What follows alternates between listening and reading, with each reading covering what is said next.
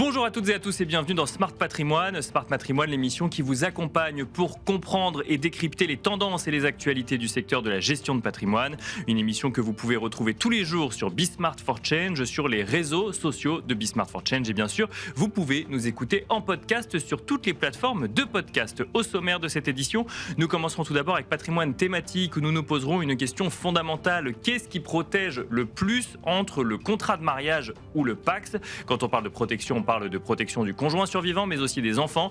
Une question que nous poserons à Nathalie Cousigou-Suas, notaire à Paris. Ce sera la première partie de l'émission.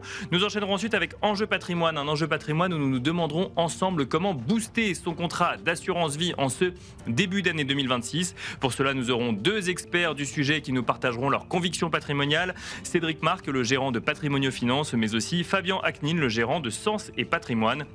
Et puis enfin, dans la troisième partie de l'émission, dans l'œil de l'expert, nous retrouverons Jean-François Chory, le directeur général d'Advenis Reim, avec qui nous ferons un point sur l'évolution du marché de l'épargne dans son ensemble. On se retrouve tout de suite sur le plateau de Smart Patrimoine. Qu'est-ce qui protège le plus entre le contrat de mariage ou le PACS? C'est le sujet qui va nous animer dans la première partie de Smart Patrimoine. Et pour en parler, nous avons le plaisir de recevoir Nathalie Cousigou-Suas. Bonjour Nathalie Cousigou-Suas. Bonjour à tous, merci. Merci d'être avec nous. Vous êtes notaire à Paris. Et si on se pose la question dans Smart Patrimoine, c'est que la réponse ne semble pas si évidente que ça pour tout le monde. On entend souvent que le PACS protège autant que le contrat de mariage s'il est accompagné d'un testament. Et rien qu'à voir votre réaction, il semble que c'est un petit peu plus compliqué que ça. Les deux ne sont pas à mettre sur un même pied d'égalité quand on parle de protection du conjoint survivant ou des enfants. Mais vous avez tout à fait raison, Nicolas, et c'est effectivement une croyance qu'on traîne parmi nous. On le voit, nous, dans nos études de notaire, où les gens s'imaginent que le PACS et le mariage, c'est la même protection. En fait, pourquoi il y a cette confusion? Eh bien, parce qu'en fait, de plus en plus, il y a eu beaucoup d'avantages réservés, ou aussi d'inconvénients, réservés aux couples mariés qui se sont appliqués aux partenaires pacsés. Le PACS, on sait, il existe dans notre droit depuis le 15 novembre 1999, donc on a fêté ses 25 ans. Donc le PACS, par exemple, donne droit, comme l'époux marié, à la couverture sociale maladie. Bien sûr. De même, le partenaire pacsé bénéficie de ce qu'on appelle la cotitularité du droit au bail. Donc, vous voyez, il y a un certain nombre, en fait, de ressemblances. En revanche, malheureusement, on a la possibilité Nicolas... de faire une déclaration commune aussi fiscale. Exactement. Alors, c'est même pas la possibilité, Nicolas, c'est que l'article 6 du Code général des impôts vous l'oblige. Dès lors que vous êtes pacsé et que vous résidez sous le même toit, ce qui est normalement l'obligation pour les partenaires pacsés, vous devez faire une déclaration d'impôt commune, sachant que pour l'année du PACS, comme pour le mariage, vous avez encore le choix entre faire deux déclarations séparées ou une pour toute l'année, avec les revenus globalisés. En revanche, pour les autres années, il n'y a pas de choix. Mais cher Nicolas, c'est lorsque le couple va mal, justement, où là, on voit la grande différence. Et ça peut être très douloureux pour le partenaire le moins fortuné. Par exemple... Qu'est-ce qui se passe? Quelles sont les grandes différences entre les deux? Vous savez peut-être qu'en cas de séparation du couple marié, donc il y a un juge aux affaires familiales qui va orchestrer la séparation, même si les époux peuvent divorcer par consentement mutuel, mais en tout état de cause, il y a ce qu'on appelle un devoir de secours entre époux qui sont en instance de divorce. Et après le divorce, cher Nicolas, si l'un des époux est fragilisé pécuniairement par la rupture, l'autre époux peut être amené à verser une prestation compensatoire. Absolument rien de cela n'existe pour le partenaire pacsé. C'est-à-dire que si le PACS, la rupture du PACS crée une disparité extrêmement importante pour le partenaire le plus fragilisé financièrement parce qu'il s'est arrêté d'avoir une activité rémunérée pour s'occuper des enfants ou pour créer son entreprise qui n'a pas fonctionné, il se retrouve sans aucune protection. Donc ça, c'est la première crise, le couple qui se sépare. Et malheureusement, il y a aussi de grandes différences, cher Nicolas, quand le couple se disloque par le décès.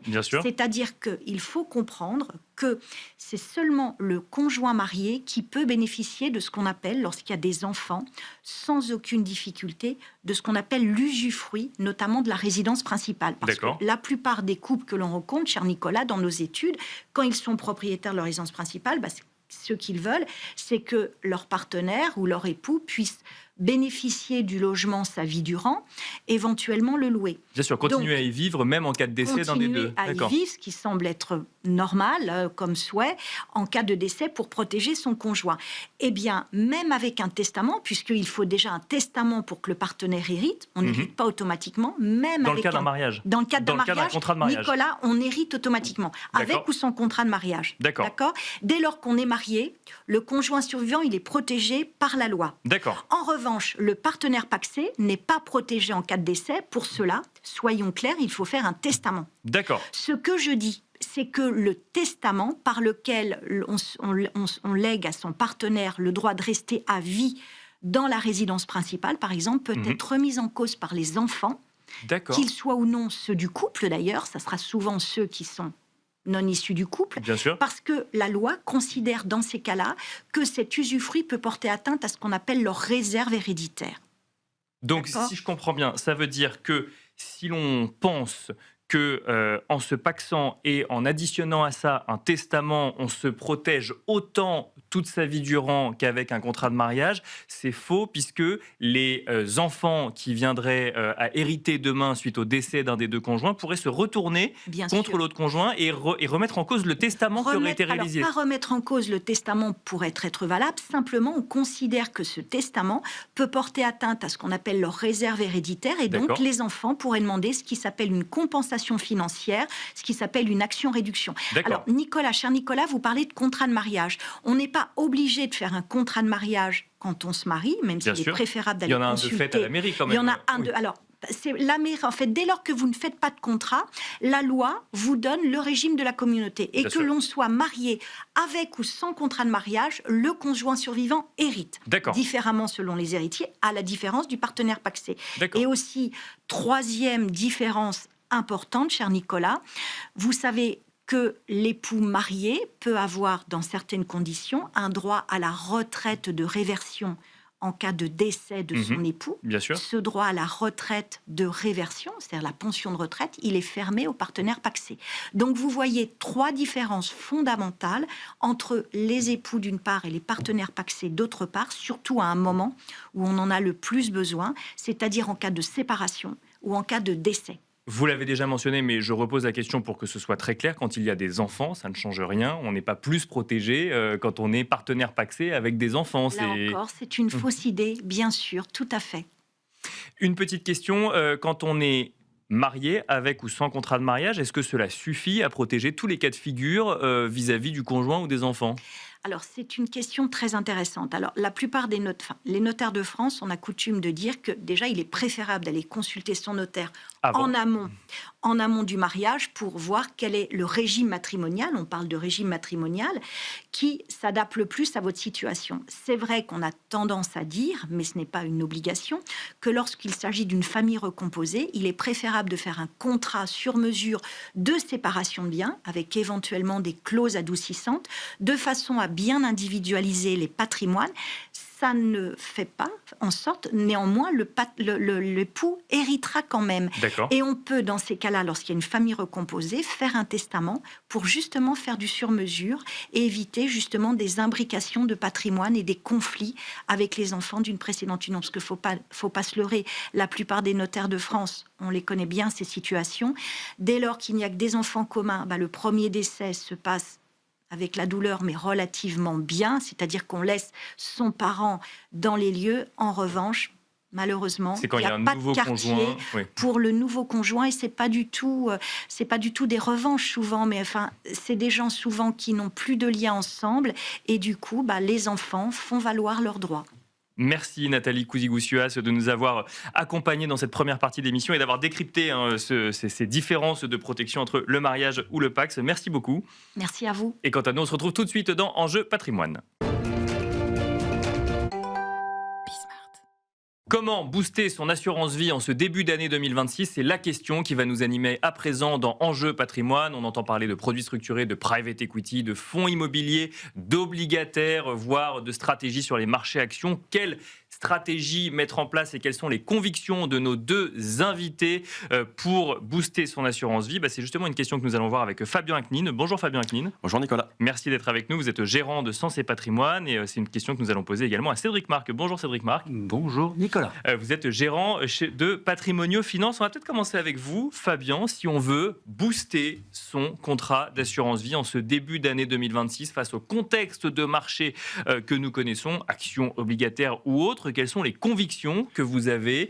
Vous, je n'ai pas parlé des métaux précieux, mais c'est peut-être aussi un sujet qu'on abordera ensemble. Quelles sont les convictions que vous avez en ce début d'année?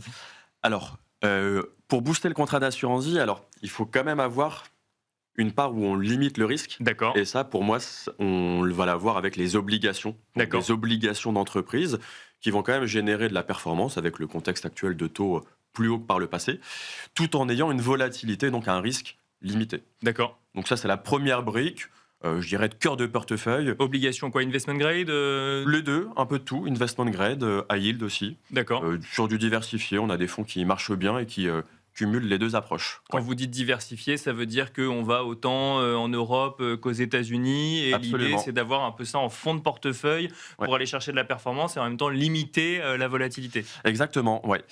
Donc, tout secteur confondu. Ça peut être de l'industrie, de la tech, de la finance, et toutes zones géographiques aussi, pour aller chercher les opportunités là où elles se trouvent. Ça permet de limiter le risque, et aussi aujourd'hui, le contexte, c'est que les marchés actions sont un peu hauts.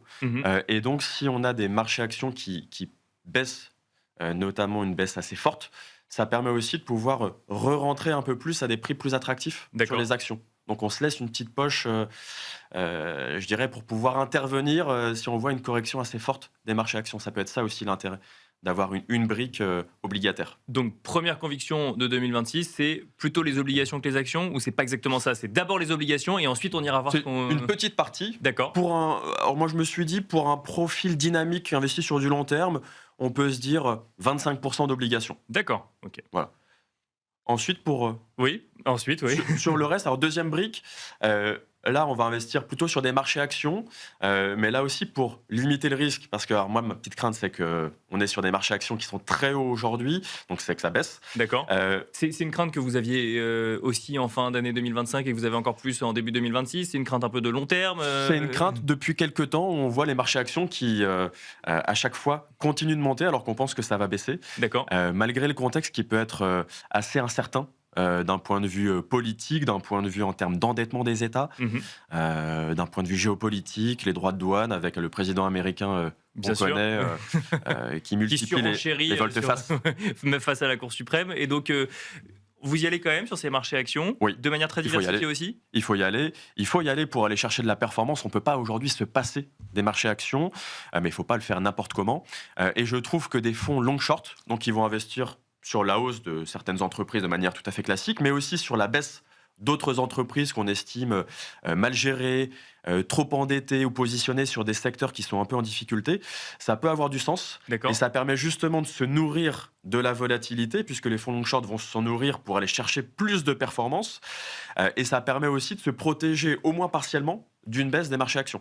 Parce que dans un fonds long short, il y a ce mécanisme où on investit une partie sur des actions en visant une croissance long terme et une autre partie en couverture presque des positions qu'on a prises, ou en tout cas en investissant sur des baisses potentielles d'actifs. Oui, ça peut être sur les mêmes entreprises, mais ça peut être aussi sur d'autres entreprises. D'accord. Pour tirer profit de phénomènes de marché, des hausses avec des baisses subites, où là, le gérant va justement solder une partie des positions, qui peuvent être les positions longues ou les positions courtes. D'accord, donc selon vos convictions de marché en ce début d'année 2026 et quand on parle d'un contrat d'assurance vie, aller sur les actions, c'est y aller avec un petit peu plus de protection, ou en tout cas de stratégie de protection, plutôt qu'y aller en direct en détention d'actions, si je comprends bien. Sur une brique. Une brique de fonds long-short. Je trouve que c'est intéressant. Je l'estime à peu près à 15% de l'allocation d'un contrat d'assurance vie sur du long-short, où ça me paraît intéressant et pertinent. Autre conviction peut-être en ce début d'année, toujours face à cette thématique de booster son contrat d'assurance vie? Alors sur de l'action classique, là on va privilégier les zones géographiques, et je trouve que la zone européenne est intéressante. D'accord. Aujourd'hui, elle est 2 fois moins cher au regard des bénéfices des entreprises que la zone américaine. Donc il y a déjà, en termes de valorisation, c'est plus attractif. Et puis, L'autre aspect, c'est que je considère que les entreprises européennes sont plus diversifiées d'un point de vue sectoriel que les entreprises américaines, qui sont D'accord. très dépendantes et très liées à la tech et à l'IA, alors que sur l'Europe, on a des beaux fleurons, des entreprises du luxe, des financières, des entreprises sur de la santé, des entreprises industrielles, aérospatiales. Ça me paraît plus équilibré en termes sectoriels et donc plus porteur de ce côté-là. Cédric Marc, alors il y a sûrement d'autres convictions, Oui. on y reviendra également. Qu'est-ce que ça vous évoque? Est-ce que ça fait écho? Est-ce que aux convictions que vous avez en ce début d'année, toujours face à cette idée, en tout cas ce qui est celle de l'émission qu'on tourne ensemble aujourd'hui, c'est booster son contrat d'assurance vie en ce début d'année 2026? On voit effectivement qu'il y a beaucoup de volatilité, mais ça fait 30 ans qu'on le voit, pour ma part. D'accord. Donc ça change Peut-être pas. à des niveaux différents quand même. Ça change pas. Selon les Non, années. mais qu'est-ce qui s'est passé depuis le début d'année? On a vu qu'en fait, effectivement, les sociétés qui éditent des logiciels, grosse volatilité. Tout ce qui peut être valeur liée au blockchain, grosse volatilité. On a vu effectivement aussi de la volatilité par rapport aux matières premières. Et là, dans le bon sens. Moi, par rapport à votre question, je pense que en complément de ce que vient de dire Fabien, ce qui peut être intéressant sur un contrat d'assurance vie, c'est d'utiliser d'assurance vie français. Bien sûr. On parlera, si vous voulez, peut-être d'assurance vie au Luxembourg, mais d'assurance vie français, c'est de mettre en place des options qui sont attachées au contrat. Bon, déjà, tout d'abord, un versement programmé. C'est classique, mais c'est super efficace. Parce que si on veut prendre du risque avec des contrats d'assurance vie, le fait de lisser son point d'entrée, ça, je pense que c'est très efficace. Le deuxième point... Donc d'investir régulièrement. Régulièrement, dans une approche très dynamique. Donc, ce qui ne remet pas en cause, bien évidemment, la poche sécuritaire, obligataire, fonds d'arbitrage, fonds équilibrés, et la poche qui peut être très dynamique. Et puis, je trouve qu'il est intéressant lorsque l'on veut investir sur cette poche très dynamique, c'est de mettre en place des tunnels de performance. Moi, j'aime bien mettre des écrétages de plus-value. D'accord. À plus 10, et puis un stop loss, par exemple, à plus 10. C'est-à-dire qu'on est dans un canal, on imagine haussier, où quand il y a beaucoup de volatilité, je dirais, si le client il est satisfait par une performance à plus 10 et donc on va écréter sa plus-value, il est toujours investi. Et puis de l'autre côté, s'il y a un gros accident, par exemple, comme on vient de le dire, sur SAP, sur des boîtes comme hier Novo Nordisk, dans l'univers de la santé, ou Publicis il y a 15 jours, eh bien en fait, ça coupe la ligne. D'accord. Et, voilà. Et moi je trouve que ça c'est intéressant ça. Ce que vous nous dites, c'est qu'en fait, on est presque dans une approche quand même de long terme, qui est de l'investissement en actions dans son contrat d'assurance vie. On paramètre un petit peu pour faire face à la volatilité court terme d'une action comme celle que vous avez citée, en mettant un stop loss ou un écrétage de plus-value. Moi j'ai l'impression et en faisant des versements réguliers. Exactement. Pour bénéficier des différents moments de marché. Exactement. Et moi j'ai l'impression qu'en fait qu'on est sur un plan d'eau, c'est-à-dire qu'on est sur un bateau et qu'il y a le vent qui tourne, et on voit beaucoup depuis le début d'année, depuis des années, il y a une rotation sectorielle importante, tout particulière depuis le début d'année. Et bien en fait, je pense que ça a du sens de retendre régulièrement la voile pour reprendre son cap, pour essayer d'avancer. Donc ça, c'est sur la partie assurance vie française. D'accord. Sur la partie assurance vie luxembourgeoise, qui est un vrai sujet, puisque la collecte est très importante dans cette zone géographique, et on le sait tous pour quelles raisons. Je pense qu'il faut l'assurance vie au Luxembourg, ça a du sens si on veut investir dans des FAS, fonds d'assurance spécialisés, ou des FID, fonds internes dédiés, qui là va nous permettre de mettre tout ce que l'on veut dedans, d'être très réactif à l'intérieur, des titres en direct, des fonds de private equity, voilà. Et si on veut les booster justement ces contrats d'assurance vie luxembourgeois, notamment au travers de FAS ou de FID, est-ce que vous avez des convictions de marché un petit peu à l'heure actuelle, de zone géographique, de secteur, de typologie d'actifs très, très complémentaire par rapport à ce que vient de dire Fabien. C'est-à-dire, moi j'aime bien la dette émergente. D'accord. Parce que je trouve que le rendement risque, il est gras. Il est gras et on est payé pour investir dans ces types de sociétés-là. Sur la partie émergente, actions émergentes, sans aucun doute, parce qu'il y a de la croissance et ils sont moins endettés.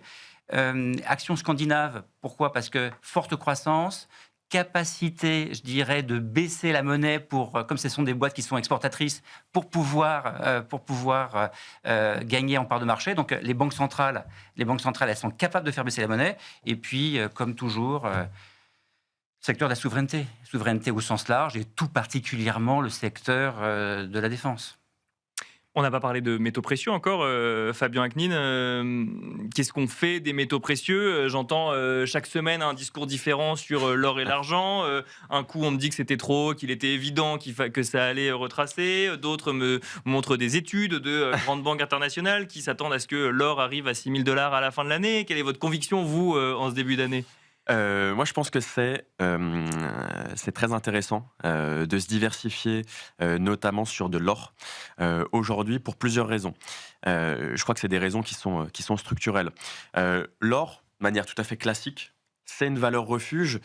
Et du coup, là aussi, Encore début 2026, c'est plus une valeur spéculative, c'est une valeur refuge.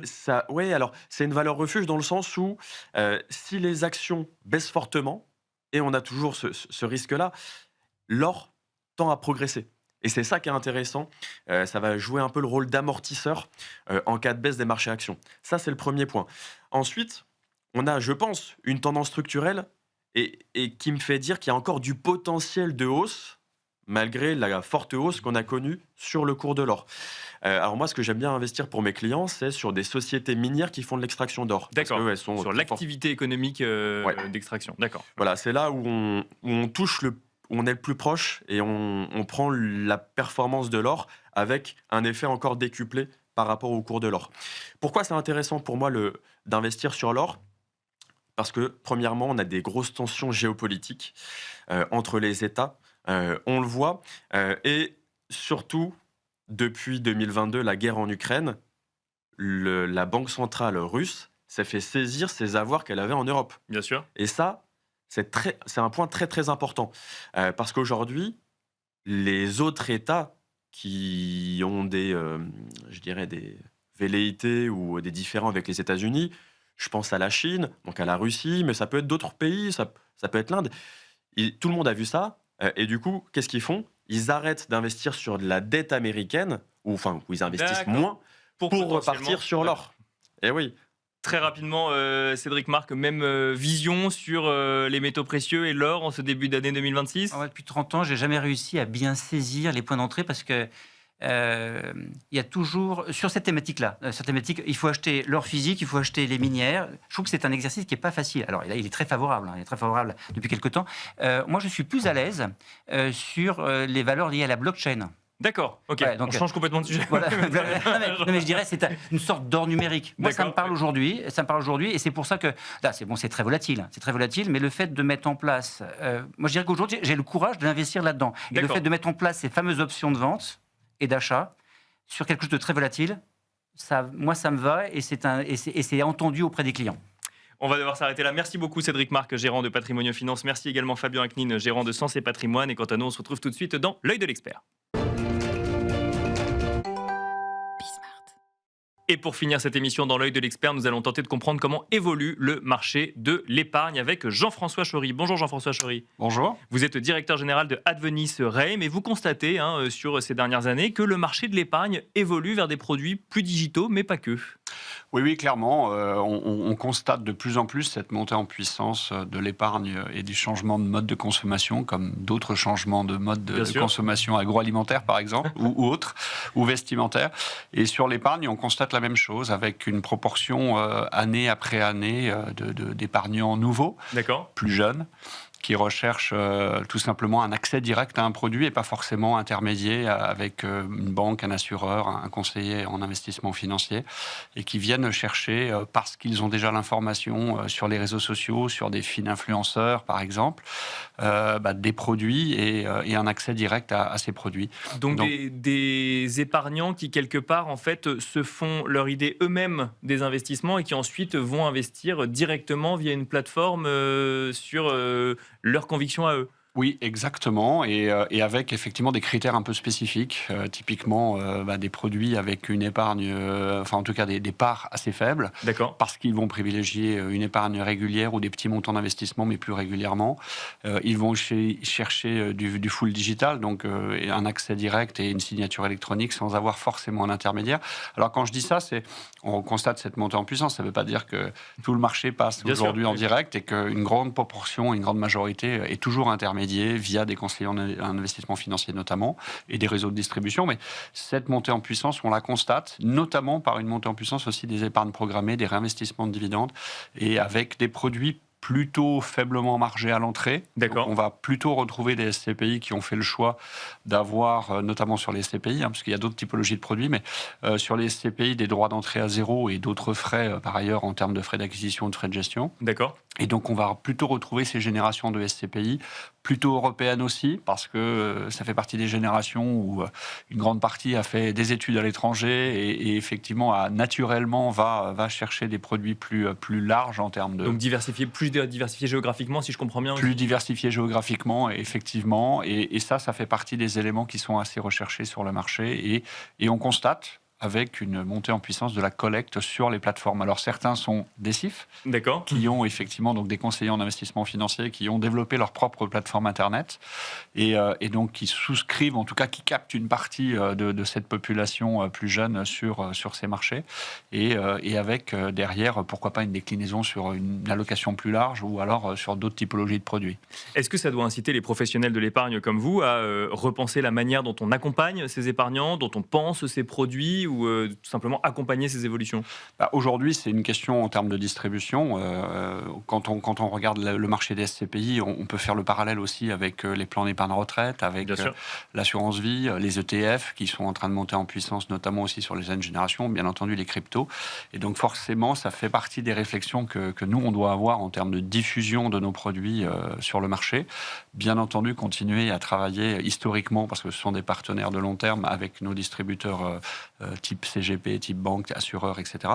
Et bien entendu, créer des structures, des plateformes, notamment chez nous pour Eden, puisque c'est la SCPI que l'on a lancée sur cette thématique-là, avec une plateforme digitale, 100% digitale, avec un accompagnement Internet et potentiellement aussi un conseiller si nécessaire pour répondre à une question. Mais si la personne ne le souhaite pas, elle peut faire en 15 minutes une souscription 100% digitale. Est-ce que ça oblige aussi à faire encore plus de pédagogie si on a en face à soi des gens qui se décident seuls? Oui, pédagogie, transparence, ça fait partie effectivement des mots-clés aussi que recherche cette population. C'est-à-dire qu'ils ont de l'info, mais ils veulent encore un peu plus d'infos. Ils veulent de la transparence par rapport à la communication. Ils veulent effectivement aussi de la vulgarisation, un accompagnement si nécessaire, ou en tout cas suffisamment de flux et de communication, en tout cas d'éducation par rapport aux produits. Et puis, effectivement aussi toute la partie ISR qui est importante, bien sûr, parce que nouvelle génération, parce que immobilier durable aussi, on constate de toute manière que ça fait partie des sujets de performance énergétique et de maintien de la valeur d'un actif dans le temps. Et donc ça fait partie aussi des éléments qui sont recherchés par ces plus jeunes épargnants. Merci Jean-François Chory de nous avoir accompagnés dans l'œil de l'expert. Je rappelle que vous êtes le directeur général de Advenis Reim. Merci beaucoup. Merci. Merci à vous également de nous avoir suivis et je vous dis à très vite sur Be Smart for Change.